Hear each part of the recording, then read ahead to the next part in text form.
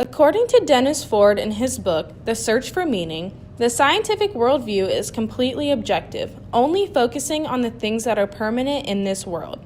Therefore, we are going to analyze the process of preparing and going to college through the scientific lens. Because you are all college students, we know that this is a common experience for you.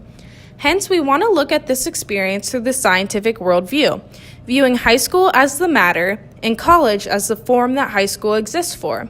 In other words, the reason most of you went to high school was to ultimately go to college.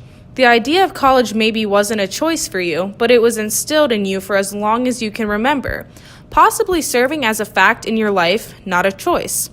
That's what the scientific worldview is all about, focusing on the hard, cold facts of the universe and putting aside the subjective qualities and opinions of the world.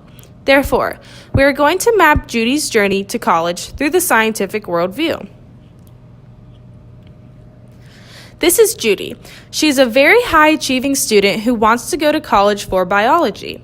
To achieve this goal, she has researched what she needs to do to get there, knowing that her actions now in high school are ultimately the cause of her future, with college being the effect.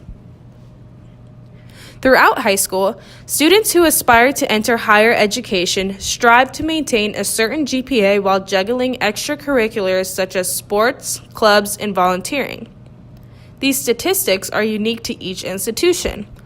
One of the schools Judy thinks she might want to go to has an average GPA of 3.7. Because of this, Judy maintains a 3.8 because it has been shown that having a higher GPA will increase her chances of acceptance.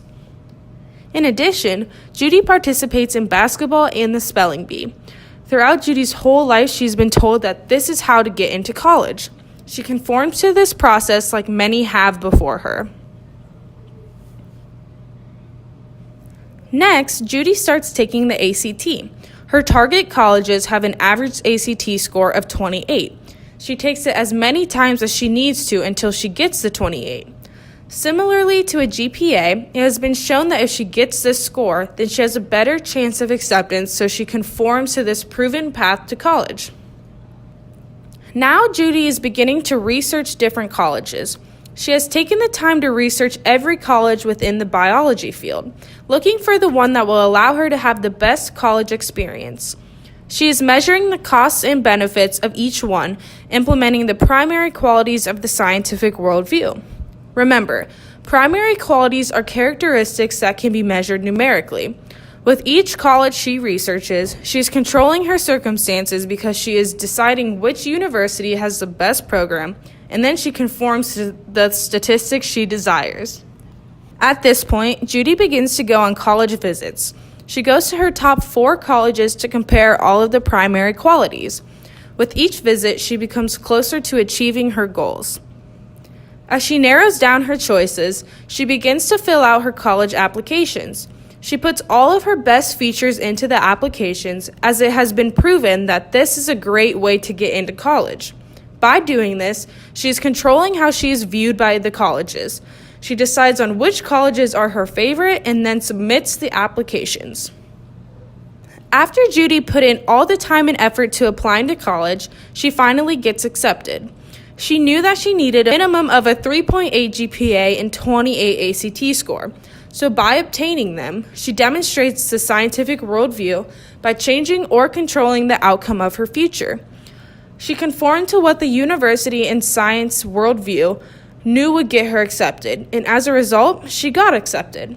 So, in other words, Judy's GPA and ACT score caused her to receive an acceptance letter from her favorite college.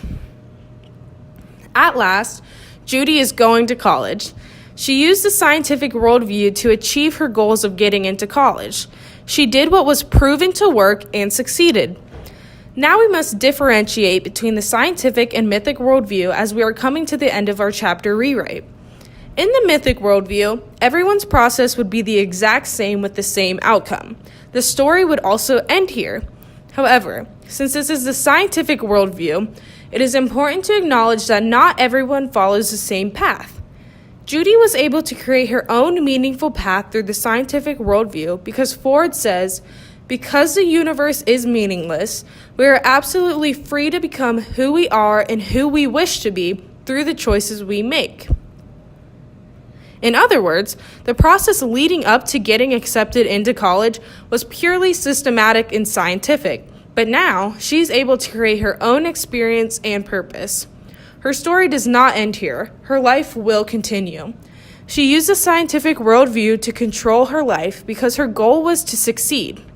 Whether we know it or not, this is how we all utilize the scientific worldview in our everyday lives.